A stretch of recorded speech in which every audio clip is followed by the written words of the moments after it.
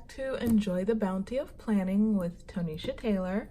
So today, it's a little bit overcast and kind of rainy outside, but I am going to use some bright colors for my meal and exercise planning pages, as well as for my bullet journal pages that I will be planning out this week.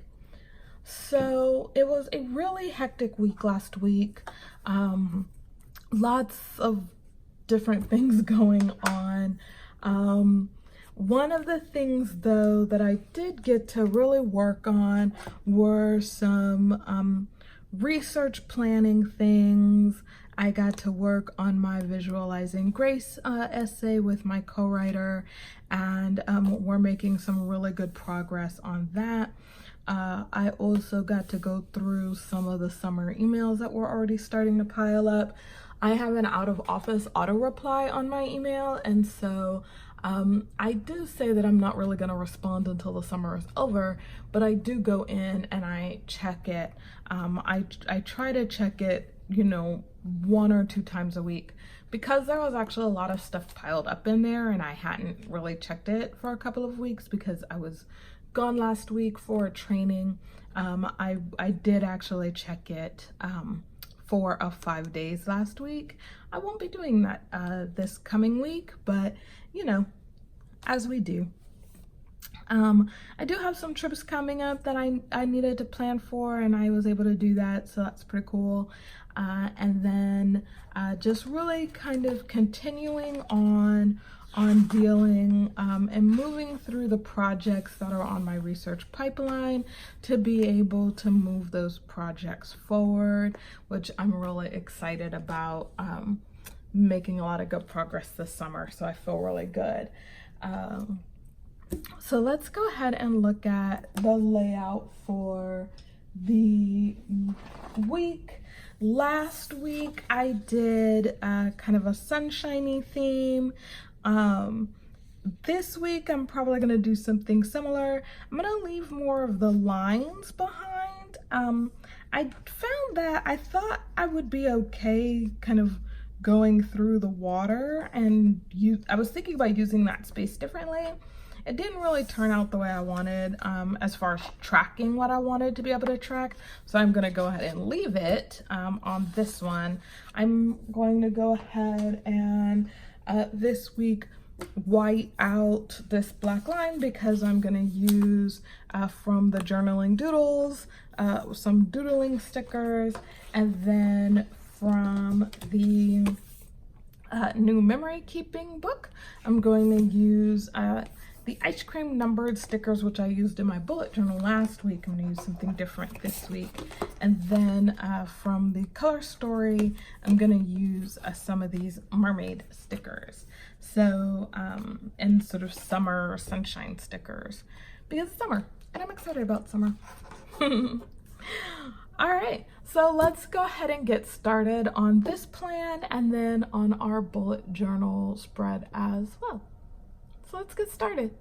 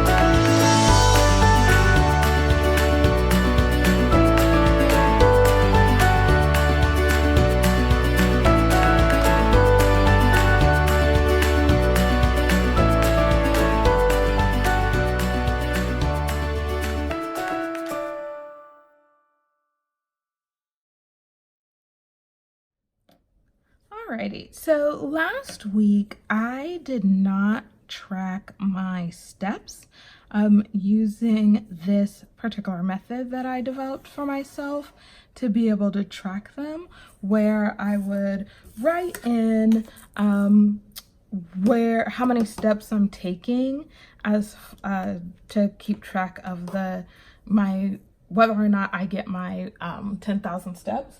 So last week I did it where I had my goal over here, and then I would just write in what the total was that came from my Fitbit.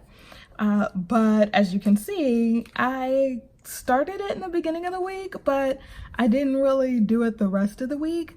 And I know why that is. It's because I was actually just looking to see if I did it the week before, and I didn't. But the week before I was actually traveling.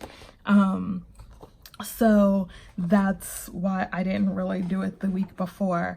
But I realized that when I'm home doing my research and really focused, it's easier for me to just color in how far I got in the progress than it is to sit down and have to like write all of this out. So I am definitely going to go with the tried and true thing that has worked for me and really make this happen.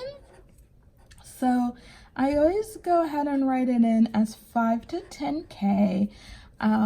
What I do is I color in to the 5 if I get 5, but if I get 6, I color, between 6 and 8, or really 6 and 9, I go to the 10.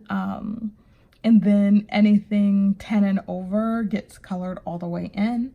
And then, and that's really how I kind of keep track of it.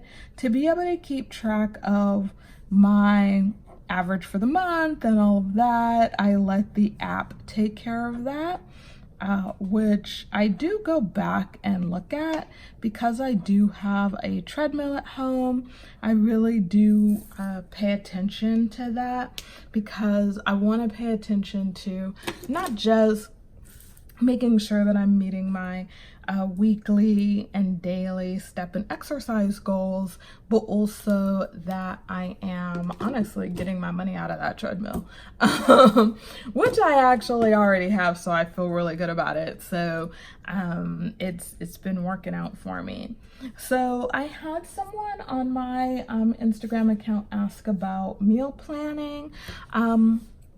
So I am one of those people, oddly enough, who is more interested in sort of tracking what I ended up eating. I don't really use this as much to sort of plan ahead as much as I use it to track what I actually ate.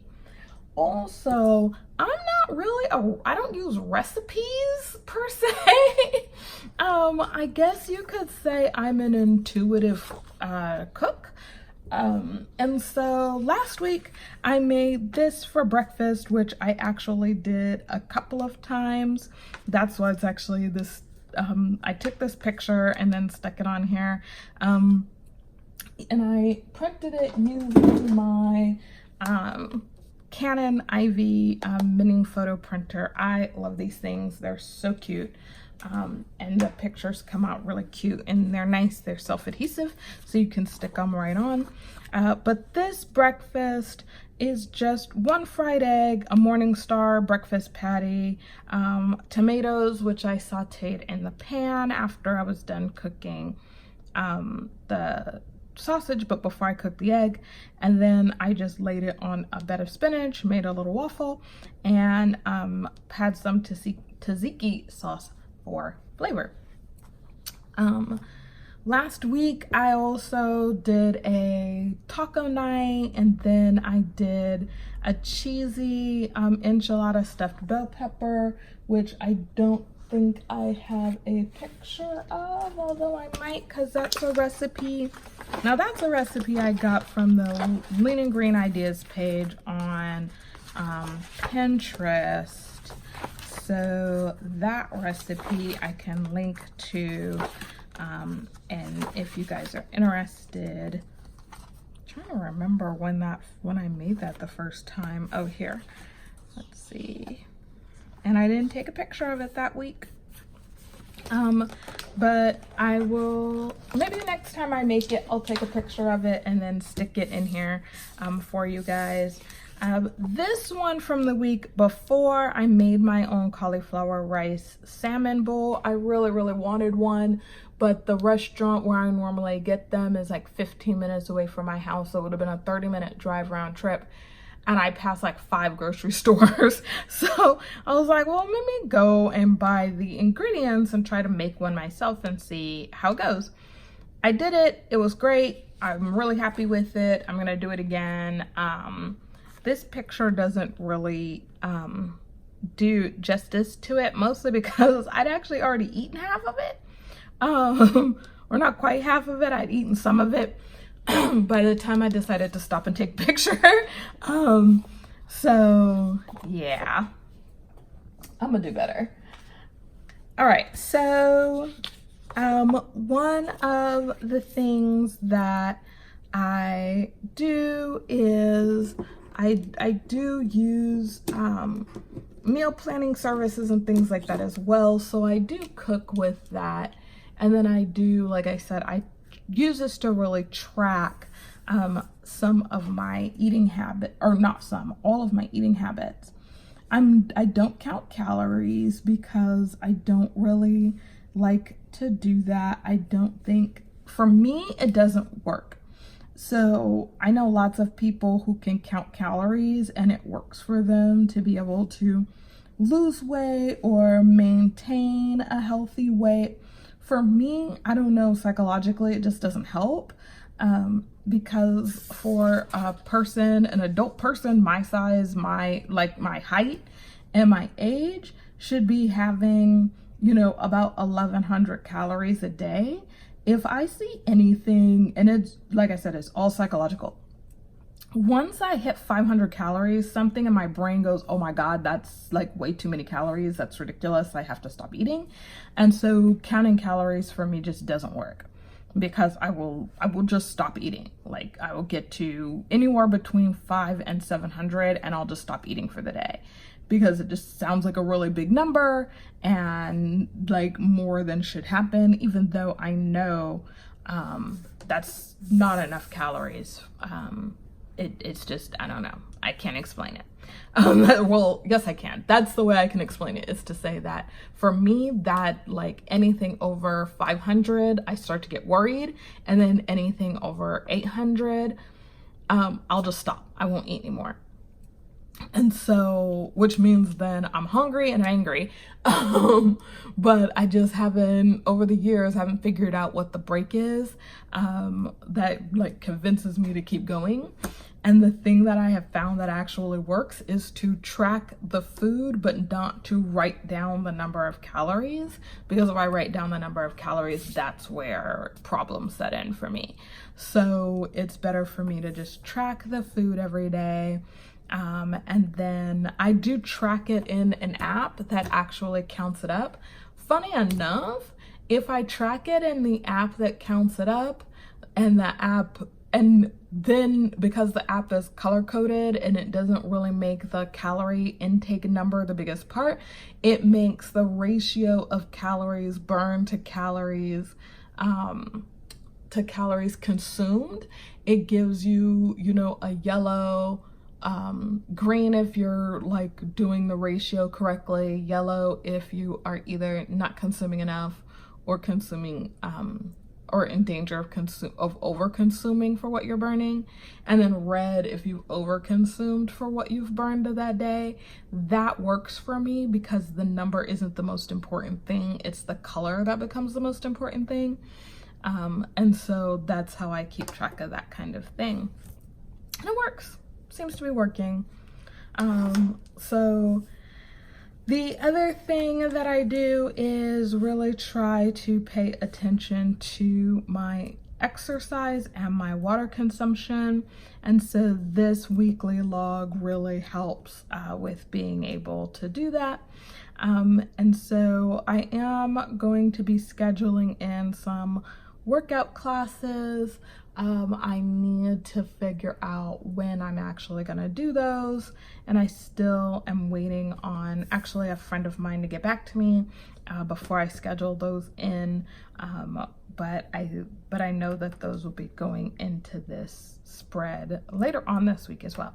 All right, so that's us sort of before the pen for the food log and weekly plan. I'll go ahead and snap that back into my, oops, dropped the page. Uh-oh. Let's see. Ah, like a whole mess. Okay. Snap that back in. And snap this back in.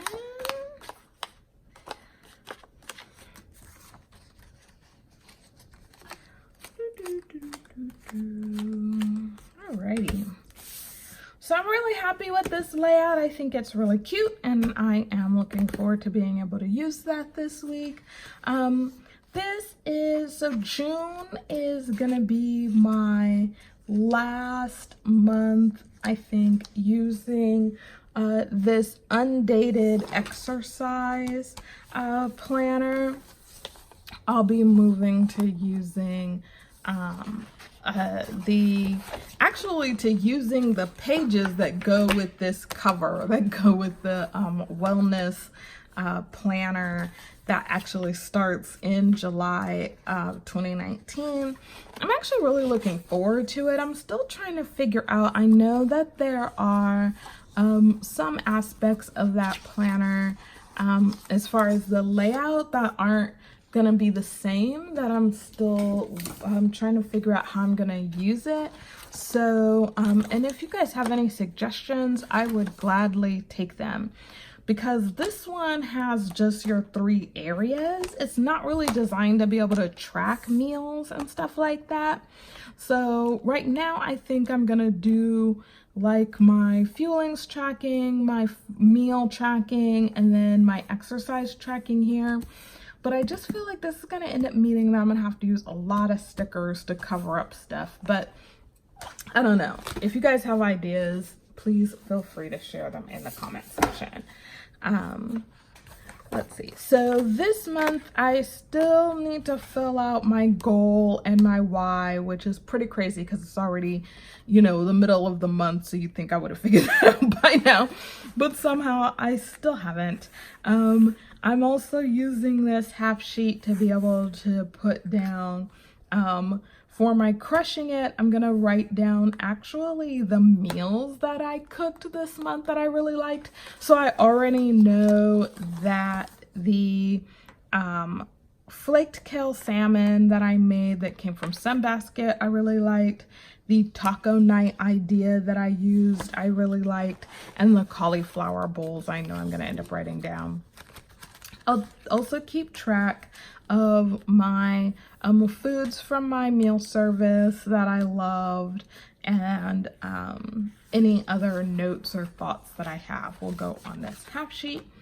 And then at the end of the month, my progress towards my healthy goals will be written here.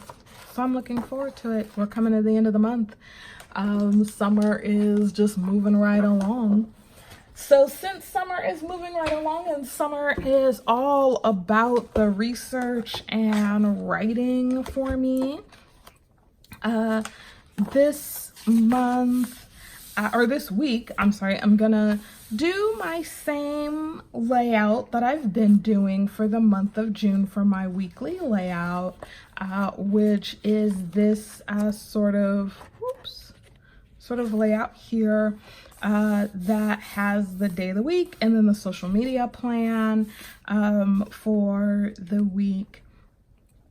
What I'm thinking about doing, or what I've been thinking about doing, I think I'm gonna leave it with the same proportion so far, but one of the things I'm thinking about doing is actually dropping these boxes just a little bit, and then potentially debating doing the, actually doing this instead of spreading it across 2 days, putting it on 1 day, and then putting like just a bigger note section maybe.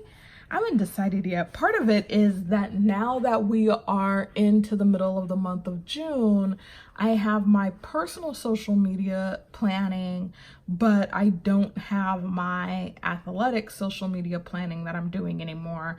And so I really feel like I don't need this much space for the social media planning, because my personal social media planning, I can either put up here or I can fit it on one page, like one half of the spread. So I'm still trying to figure out what that would look like and how I would do it. So that's kind of what I'm thinking about. All right, but let's go ahead and do our layout for this month. I still really love the kind of yellow, but I think I'm actually gonna go with this bright green because I really want to use from the Color Story some of these stickers, and then also use some of the, where is it? I wanted to use some of the squad goal stickers and some of the travel stickers. So those are going to be the stickers that I'm going to use for my bullet journal layout for this week. So let's go ahead and get started on that. We'll kind of speed things along, but then I might stop and do and kind of explain a couple of things as I go. Alrighty, here we go.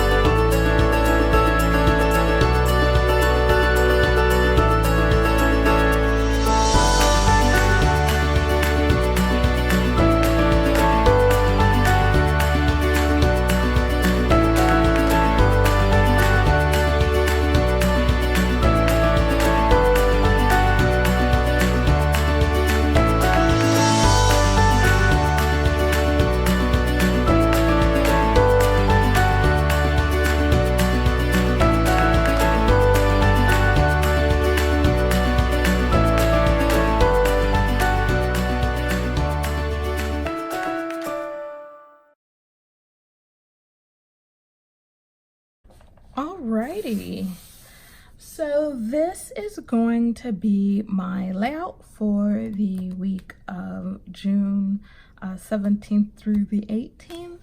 I do have a couple of more things that I'm gonna add in later on throughout the week as plans kind of come together, but so far this is what I'm looking at. I'm really happy with the way that it came out. I think one of the things that I'll end up doing is, like I said earlier, I'll color in these flowers probably as the week progresses. This gives me a nice little doodle space. I actually really already like the fact that I have all of the social media stuff happening over here with sort of this larger kind of to-do space. I may actually do something different in the future. I'm gonna leave this the way it is for now, but I think I'm gonna do something different with this to-do space in the future. But so far, I like it. I think it came out good. I'm looking forward to being able to work on some particular projects this week and really advancing the things that are on my research pipeline, particularly the book projects, and being able to move those forward, and then also the Visualizing Grace essay, which I've been working on for a while. We've really kind of hit a really good stride with that one, so I'm really excited about that. Looks like I'll be able to finish that and submit that in the next couple of weeks. It's really that close to being done, so I'm really excited about that. Which means I'll get to, for that essay, really get to fill in and move, really move this forward in some really key ways, so I'm excited. I do have a new special issue project that was added on because of some things that have been going on in my discipline for the last week, but I'm really excited about that. That's really in early stages, so it's something that I'll talk about a little bit more as that gets a little bit more solidified, and then be able to add it to my research pipeline as it becomes more solid toward the end of the week. All right. So for all of us academic planners and academic researchers who are working through the summer on our research projects, one of the big things I think and the big benefit of using bullet journaling is being able to track progress on research projects. Sometimes at the end of the year, it's really easy to kind of think that we haven't accomplished as much. And I mean, not even just always the end of the year, just the end of the quarter, at the end of 3 months, and think that maybe we haven't accomplished as much as we have. And I think that being able to track, at least for me, being able to use the bullet journal method and tracking my research projects progress from week to week, month to month, really helps me to be able to figure out what I'm doing. Breaking them down under the tasks is really important for me. So what I do is I just put in above is where I'm putting in on my appointments. And so for me, one of the appointments is my research and writing time. But from 9 to 3, when I'm doing that research and writing, what am I working on? And I know I don't like to necessarily work on just one thing. I work on anywhere from 1 to 3 things, especially in a time frame that large, and kind of move tasks. And I use the Pomodoro method of writing for, 15 minutes or 45 minutes at a time on a given thing, and then moving on to the next thing. It helps, for me, it helps keep the writing fresh, and it helps the process move along much more quickly if I'm not sitting there, for 4 or 5 or 6 hours on working on just one thing, but I'm really kind of moving from one project to the next project. So in the summer, that's a really healthy thing for me, and I look forward to that.